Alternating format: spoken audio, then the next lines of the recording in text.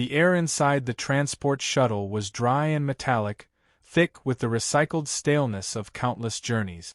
Seated alone near the rear, the cadet did not move. Her armor, black with deep violet trim, clung to her like the shell of a predator insect, matte and scarred, an unspoken testament to its age and purpose. She was young, far too young, the galaxy would say, to be a combatant in an arena where wars were ended and empires humiliated. But Deathworlders grew fast. They had to. Across from her, a holographic panel pulsed softly, displaying the arena's schematics in sterile white light. An ovoid coliseum, kilometers wide, with tiers rising like the concentric layers of a neutron bloom. At the center, a circle of crimson sand. Execution ground. Honor stage. Spectacle. The cadet didn't look at it. In the silence, memories stirred, bone deep and vivid. Rain that corroded flesh. Predators with 3 jaws. Nights spent beneath tectonic storms, pressed flat to the earth to avoid being swept into the sky. These were not stories. These were lessons. On her homeworld, strength was not respected, it was expected. Mercy was a liability. The only laws were survival and the silence that followed it. She had never been off-world before the academy. Her transfer had made waves, not just because of where she was from, but because of what she had done. A full unit of Apex soldiers dead, a failed assassination attempt foiled, all before she turned 17. The Galactic Concord had sent observers. Some believed she was an anomaly. Others feared she was a herald. The arena was not a punishment. It was a message. She would be the message. The shuttle hissed as it docked. A mechanical voice beckoned her to disembark. No one greeted her. No handlers, no escorts. Just the corridor and its magnetic lights, pulsing with each of her footsteps. She didn't hesitate. Hesitation was taught out of her by the time she could walk. She emerged into the preparation chamber beneath the arena floor. Medical drones hovered nearby, ignoring her as they circled and scanned. In a chamber to the side, her opponent was being prepared. She didn't need a visual. Everyone knew who the Apex Warlord was. His name was Cernek the Dread-Blooded. A behemoth clad in living metal, older than her species' spaceflight. He had ended 9 conflicts single-handedly, each time walking from the arena drenched in the viscera of legends. Cernek did not kill out of necessity, he made art of it. His victories were studied. His brutality worshipped. He had never yielded, never lost. And today, he would surrender. The Council had laughed when humanity proposed a cadet. The Apex Empire had accepted immediately, amused.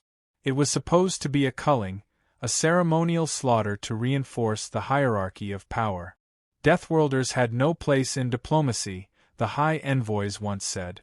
Now the galaxy waited, curious, bloodthirsty, certain of the outcome. She reached the final gate, where a council attaché stood waiting. Her only escort. The attaché blinked rapidly, uncomfortable, failing to meet her eyes. Do you wish to offer final words? No. Record of reason for engagement? Demonstration. There was no ceremony. No chant. Just the grind of gears and the slow rise of the floor beneath her.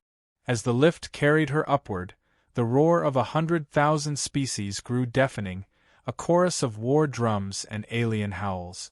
Light surged overhead, blinding and electric, until the arena opened around her like the iris of some great machine. Above, floating cameras danced like curious insects, broadcasting her every breath to a billion homes.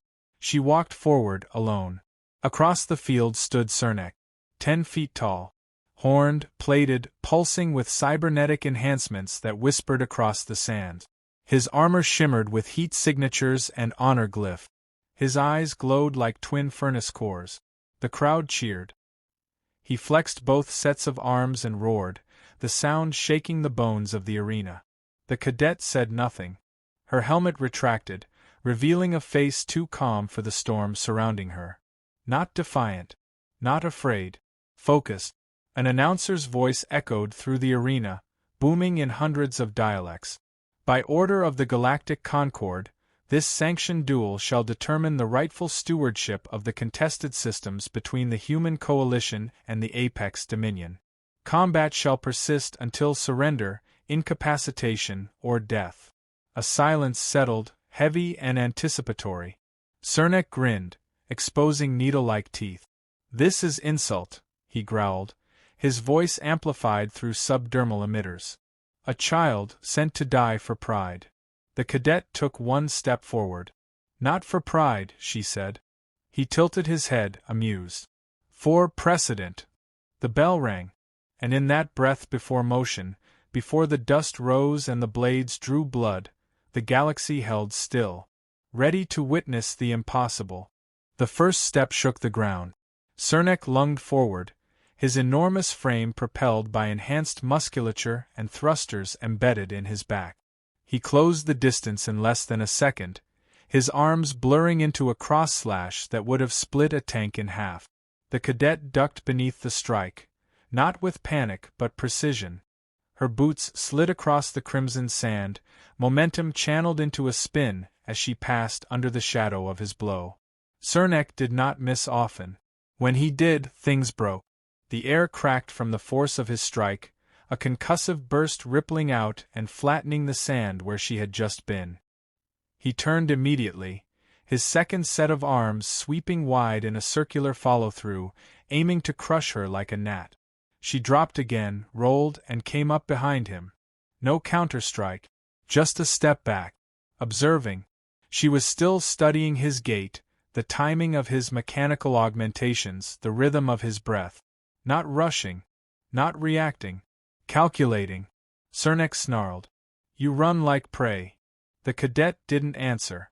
Her silence was unnerving, not defiant, not even calm. Just void. It unsettled more than screams. He charged again. This time he shifted his center of mass mid-run, recalibrating for her evasion patterns. One arm feinted high, the second came low. He was adapting.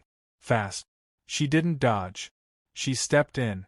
Her left arm snapped upward at an angle no unaugmented human should manage, parrying his strike just enough to redirect it. Her right hand darted beneath the counterweight, striking a pressure point behind his left knee joint. The impact was small, barely more than a tap, but Cernak staggered, surprised. Pain. His systems hadn't warned him of that. The cadet moved like someone who had never been allowed to fight cleanly. No style, no elegance, only brutal geometry. She didn't seek openings. She created them. The crowd had gone quieter now. The initial thrill was giving way to confusion. Cernak straightened, recalibrating. His face betrayed no doubt, but his shoulders tensed. His next strike came with a bellow, a downward smash powerful enough to dent the ground. She didn't flinch. She caught the edge of his fist on her forearm guard, the impact hurling her back several meters, but she rolled with it, using the force to reposition. And then she stopped moving, standing perfectly still, waiting. Cernak hesitated. He knew what this was. The waiting game. The strategy of warriors with fewer weapons, less size, lower status. He had seen it before, from insectoids, from serpents, from desperate soldiers clinging to myths of victory. And yet, the way she held herself, upright, exposed, weaponless, was not desperation. It was challenge. He activated his shock claws. Metal gleamed along his gauntlets as energy flared. The edges sparked with magnetic current, designed to peel armor apart atom by atom. He sprinted again, claws extended, ready to end the farce. She didn't wait. She closed the gap. 2 steps, then a low vault that brought her within range before he could pivot. Her elbow slammed into his lower thorax, bypassing the outer plating. Her other hand slipped beneath a rising arm and jabbed directly into a panel beneath his shoulder, where flesh and interface met. His body jerked. Pain again. Sharp this time. Not enough to disable. But it shouldn't have been possible. He roared and threw her back. She flipped midair, landed in a crouch, breathing hard but steady. A single line of blood traced her temple, more from proximity shock than direct contact. Across the arena, The apex warlord had stopped smiling. No words came this time. Just calculation. He began a slow circle, sizing her up the way he'd studied apex traders in his youth. Not with disdain, but with war-born instinct. She wasn't faster than him. Not stronger. But she understood rhythm. She was treating this like biology, exploiting his reflex loops, baiting out patterns. He adjusted. No more overcommit. His next attack came with surgical precision, no wasted movement, no theatric. He pivoted mid-strike, feinted left, hooked low, then reversed his momentum using internal Euro controls. She read all of it. Almost. The hook caught her mid-step. She took the blow on her side, armor sparking and cracking. She was sent skidding, breath knocked from her lungs. Blood misted the air. She didn't fall. She crouched again. Still staring. Still silent. Cernek was breathing harder now, his massive chest rising and falling. Not from exhaustion. From disbelief. He advanced again, more cautious. She let him come. This time, she moved when he didn't expect it. Mid-step, her body angled perfectly to match his speed. She struck his ankle joint, twisted, and used his own momentum to bring him to one knee. It wasn't domination. It wasn't even a victory. It was control. He looked up at her from one knee, caught in the moment, the kill line between predator and something else. Something he couldn't name. His fingers twitched. His claws hummed. But he did not move. Her voice, for the first time since the match began, pierced the air. 47 seconds left. Cernek's eyes narrowed. You counted. She nodded once. I trained for this. You're not the first giant I've dropped. He paused. No one else got back up? She didn't smile. But her eyes gave the answer. He stood slowly. Reset his stance. She did the same. Neither of them had won. Not yet. They closed the distance again, but this time there was no rush, only inevitability. The crowd had quieted to a tremble, like the hush before a landslide. The air between them shimmered with heat from the warlord's exosuit, the scent of ozone and ionized dust thick in the atmosphere. Time no longer moved in seconds, but in heartbeat, in calculations. Cernek's fingers flexed, twitching just enough to betray the tension climbing up his arms. His breathing was audible now, steady but forced. The cadet's armor was scorched, one shoulder guard half-cracked, but she stood balanced.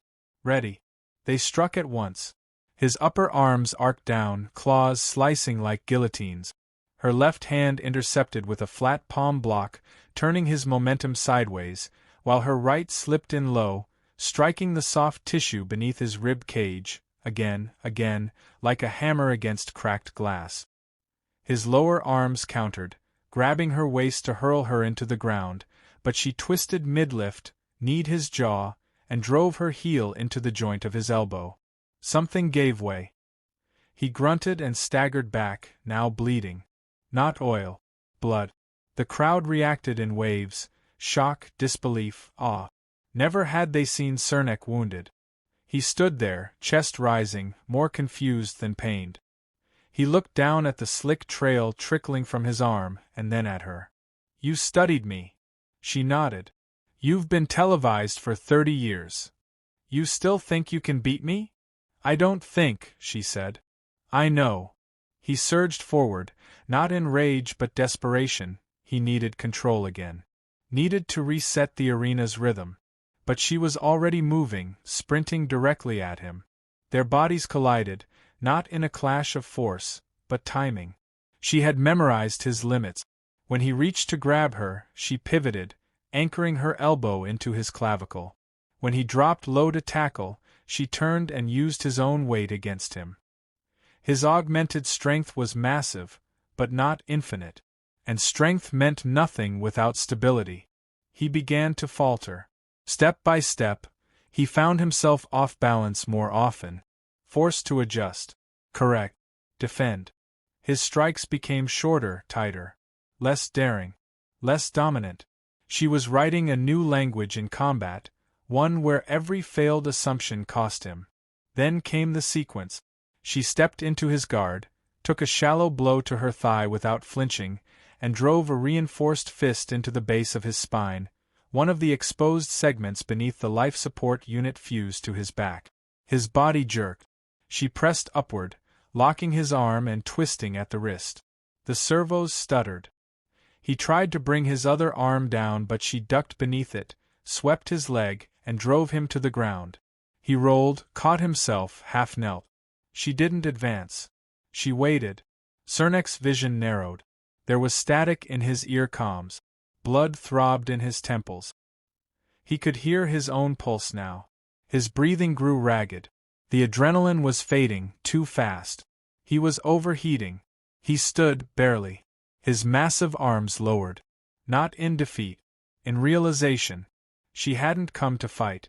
She had come to expose him. And she had. For the first time, he truly looked at her, not as a cadet, not as a child, not as a human, but as something else. Something designed by nature to be a final answer to violence. The Deathworlder was not chaos. She was precision. Unforgiving and unrelenting. He exhaled. And stepped back. One pace. Then another. His voice, when it came, was not booming, but low. Steady. Final. I yield. The arena did not react at first. Not even the officials. The words did not compute. Cernek the Dread-Blooded had spoken the phrase that had not passed his lips in over a century. The protocol triggered. A tone rang out. The lights dimmed. Barriers retracted. And still, the crowd did not speak. The cadet remained where she was, armor cracked, bloodied, eyes fixed on the warlord who now knelt in the sand. Not broken, but changed. Their gaze met. For a moment, neither said a word. He inclined his head. The most he could give. She returned the gesture. The only one she needed. Then she turned, the silence of a billion watchers falling behind her like shadows. The fight had lasted 47 seconds, and it would echo through history for centuries. The chamber beneath the arena was colder now, though it hadn't changed in temperature. The cadet walked alone down the corridor, helmet in hand, armor scuffed and smeared with grit and blood that wasn't hers. She didn't limp. She didn't slow. But her eyes were darker now, quieter. Behind her, the world was still catching its breath. There had been no cheering. No declarations. Just stunned silence, as if the arena itself could not reconcile what it had witnessed. The invincible warlord, a living myth, had surrendered without death. Without spectacle. Not broken, but outmatched. She entered the debriefing hall. The lights adjusted to her presence. Screens flickered on, scrolling telemetry, stress diagnostics, muscle fatigue analytics, and biometric logs from both combatants. In the corner, an emissary from the Concord stood waiting, too stiff in his uniform, too pale behind the eyes. He had expected carnage, not clarity. Expected a martyr, not a victor. You understand, he said without preamble, this is going to destabilize things. She gave no reply. The Dominion Council will protest the outcome. They'll say it was staged. That Cernek was compromised. He wasn't. We know. But they won't care. He shifted, glancing down at his tablet. You've caused an entire empire to question its place in the hierarchy. You've cracked open a myth. They shouldn't have built it on fear. He flinched slightly at the edge in her voice. We need to be strategic, he said. The narrative we present, what we let the galaxy believe, will shape the next century of diplomacy. It matters how this story is told. She turned to him finally. Her eyes were hard, but her voice was calm. Then tell it right. He opened his mouth, then closed it again. He wasn't speaking to a cadet anymore. Not really. He was speaking to something else. A symbol he hadn't authorized. A storm in human skin. Outside the debriefing chamber, the media had begun to stir. Words like unprecedented, historic, and weaponized biology circulated through the feed. Commentators speculated wildly. How could one cadet, untested, unknown, humble a warlord? Some said it was a trick. Others insisted she was engineered. A few understood. They had watched closely. Not just her movements, but her restraint. Her choices. She hadn't aimed to kill. She had dismantled. Demonstrated. That was more terrifying than brutality. The warlord remained in isolation, undergoing physical and psychological analysis. No injuries were fatal, but something deeper had shifted in him. Those who saw him afterward said he sat for hours in stillness, not speaking, not grieving, reflecting, and when questioned, he simply answered, "She taught me." The Apex Dominion did not denounce him. They couldn't. Their greatest champion had not been bested by dishonor, but by evolution. Whispers spread. What are they building on Earth? What else is coming? The cadet was escorted to her quarters under strict security. Not for her safety, but everyone else's. She didn't speak to the guards. Didn't request a debrief counselor. She sat in silence, stripping off the damaged armor piece by piece, laying it out with care. Each dent, each fracture, told a story. When the final piece came off, she stood before the mirror. Not to admire, not to assess, just to see. Her face was pale, drawn, a purple bloom of bruising beginning to rise beneath her ribs. But her eyes, they still held the storm. Controlled. Composed. The door chimed once. She answered without looking. "Enter." It was her commanding officer, Colonel Reyes, one of the few who hadn't tried to dissuade her from the match. He said nothing at first, just studied her as she returned to dressing silently. "You rewrote the book today," he said finally. "I didn't come to write a book." He nodded. "You'll still be in everyone." She turned to face him, expression unreadable. "Was that what you wanted?" she asked. "A spectacle? A new weapon?" "I wanted them to see the truth." "And what truth was that?" "That Deathworlders don't have to be monsters," he said quietly. "That we don't win because we're wild. We win because we adapt." A beat passed. She considered this. "I didn't win today," she said. "He gave me something when he surrendered." "His pride." "No. His respect." She paused. "It's harder to earn than victory." He watched her, the air between them dense with implication. "You're not going back to the academy," he said. She didn't look surprised. "We have other plans. The Concord wants a liaison. Someone who speaks through action. A diplomat." He smiled faintly. "Of a kind." She exhaled, slow and deliberate. No protest. No celebration. Just readiness. Outside the station, ships began to redirect their courses. Military fleets repositioned.